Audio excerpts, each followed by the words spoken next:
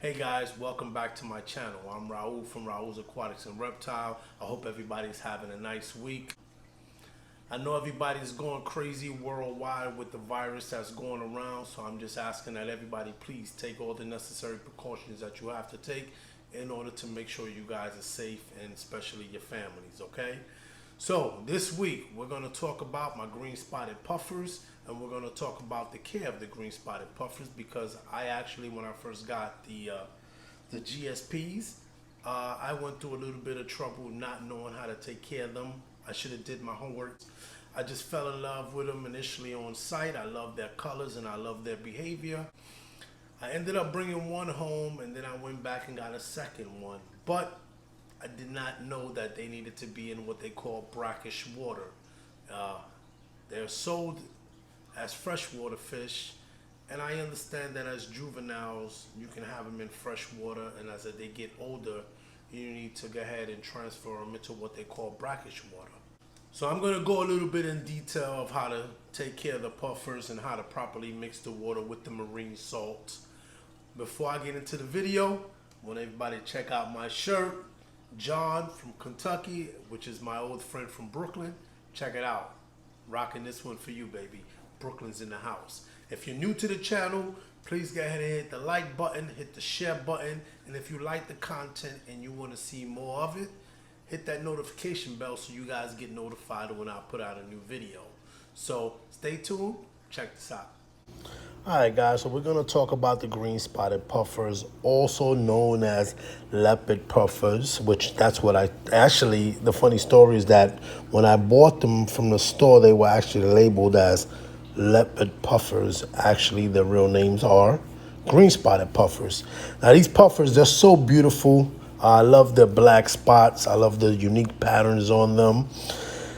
Now, the puffers, they're found in Southeast Asia, and they're all wild caught. Now, as juveniles, as the stores do, they sell them as freshwater fish, as juveniles. Now, as they slowly start to get older, you want to slowly acclimate them into what is called brackish water, which I'll explain a little bit later. And as they get to adults, you want to have them in full marine salt water. So pufferfish, they're Eurohaline fish, which means they can live in a wide range of salinity. Salinity, I always have a problem saying that word. But anyway, salinity is what is like a specific gravity in the water, and that's where the marine salt comes into play. Now, a lot of the big chain link stores sell the fishes as freshwater, and if you don't do your research, which would happen to me, you come to find out that they actually need to live in brackish water. Now, brackish water is not fresh water and it's not full salt water. It's actually in between. That's where they're found at in the wild. They're found in like rivers and streams that lead out to the main ocean.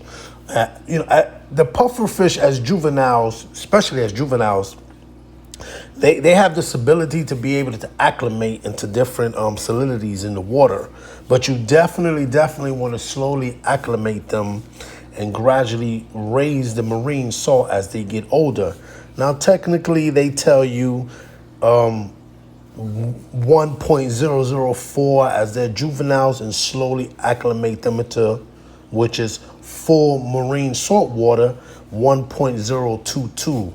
And they have this thing called a hydrometer, which you can use to measure the different ranges of gravity in the water, which we'll talk about that later. Now, as far as the puffers themselves, full size, from what I understand, they can grow up to be about 6.5 inches, maybe 7.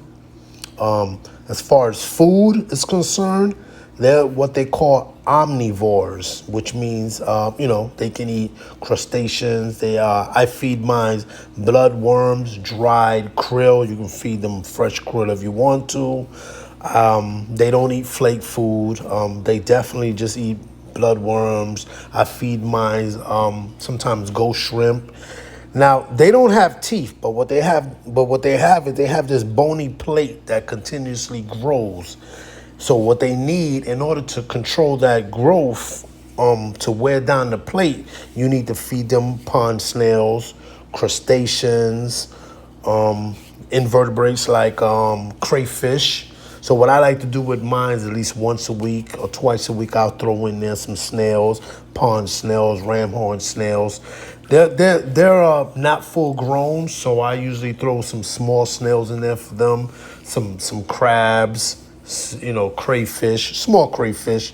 They take their time nibbling on them, but eventually they'll get them and eat them. So yeah, definitely want to be careful on what you feed them. Now, as far as tank mates, from what I understand, they don't get along with a lot of fish. They're very aggressive fish. Um, my two green spotted puffers have been together since they've been juveniles, and people have been telling me and warning me that as they get older, they might not be able to get along, and I guess they're gonna start how do you say it, attacking each other. I'm not too sure. I've not noticed that yet. I do know there's one that's more dominant than the other. All right, so I want to touch bases on something real fast. The the green spotted puffers are not brackish water fish. They're what they call Eurohaline fish. Most saltwater fish and freshwater fish are called stenohaline. And basically, Eurohaline organisms are able to adapt to like a wide range of salinities. Salinities. I always struggle with that word, man. It's so funny. And the opposite of Eurohaline organism are stenohaline, which can only survive within a narrow range of salinities. Most freshwater organisms are stenohaline and will die in seawater. And similar, most marine organisms, stenohalines, cannot live in freshwater. But the green spotted puffers, the green crab, I believe mollies, they're all what they called Eurohaline fish. Brackish water is just the water itself, as far as not being freshwater and not being full salt water. They're just in between because that's where they're found in the wild. So I just want to touch bases on that. You can actually go online and do some research on it if you really want to get technical. But I figure I'd just throw that in there to make me seem like I'm smart or something like that. But, just joking around. Anyway, so getting back, tank size. Tank size, I have 2 in a 29-gallon. They're still small, so I'm not thinking about upgrading them, but if they start getting more growth on them, I'm gonna have to consider the idea of maybe moving them into a bigger tank, but that'll be in the future. I think they can live up to like a decade, 10 years or more. I'm hoping mines last that long. And tank mates, they say you can put in there like maybe mollies, because mollies can be in brackish water. But my two, they just been by themselves. I don't have any tank mates for them. A lot of people, what I've seen online, said that their GSPs get along with other fishes just fine. Everybody's different. I'm gonna go ahead and just leave mines alone. I'm not gonna put any tank mates in there. Every time I put crayfish, every time I put some snails, every time I put ghost shrimp in there, they attack them right away. So I know for a fact they're not gonna be accepting any other tank mates. They just deal with each other. They say that as juveniles, they can live with other green spotted puffers, but as they get older, they're gonna start attacking each other, and I guess the most dominant one, which I have one there that's a little bit dominant than the other. So I'll keep an eye on that. But that's pretty much it. You just pretty much got to do partial water changes.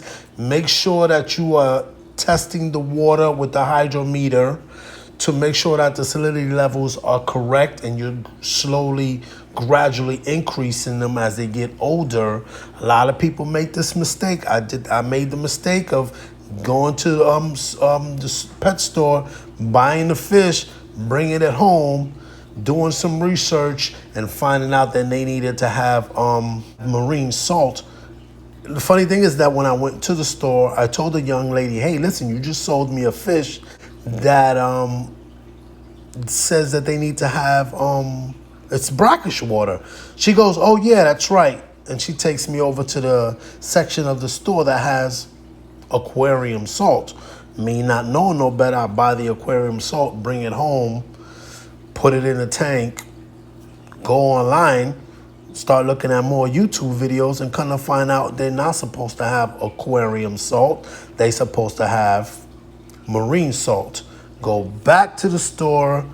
They go ahead and give me the right marine salt, and then I had to, do a water change and slowly acclimate the proper salts. So guys, marine salt, not aquarium salt. Please keep that in mind.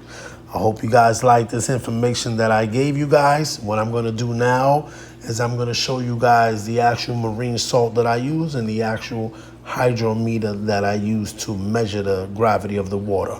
Thank you. One thing that I had forgot to mention was I also like to feed the green spotted puffers the Hikari clam on a half shell, half a clam on the shell. They eat the inside, and of course they can nibble on the shell if they want to. Usually what I do is after a couple of days while it's there, I go ahead and take the shell out. Another thing is that, guys, the green spotted puffers are very messy eaters. And trust me when I tell you, you're not going to know until you actually own one and you see it for yourself.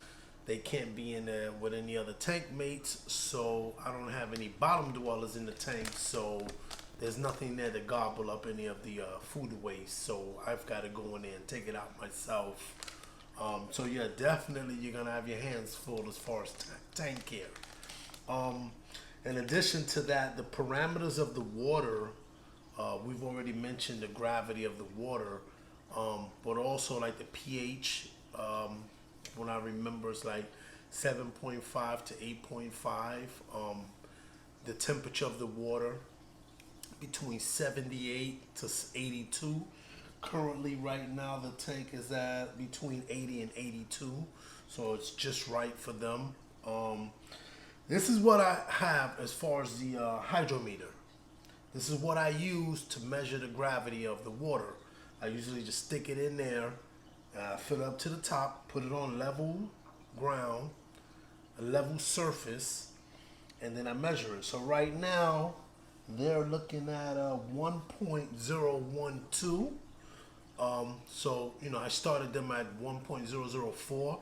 I'm gradually increasing the marine salt that I add during the water changes. I want to eventually get them up to 1.022, but slowly. I'm not trying to do my water change this week and then put them at 1.022. They're not even full adults yet. Now, as far as the marine salt that I use Instant Ocean marine salt, sea salt, marine salt. I got a scooper in here. I do it by sight because I've been doing it for so long. But I'll take a couple of scoops, put it inside the 5-gallon bucket.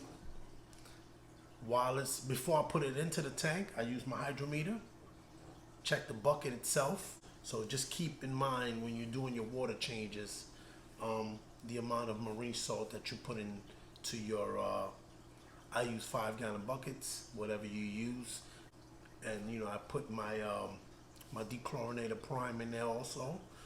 And that's pretty much it. Well, I hope you guys liked the video. I hope that the information that I gave to you guys was very informative to you. I hope that you guys don't have to make the same mistake that I made when I initially brought the fish home.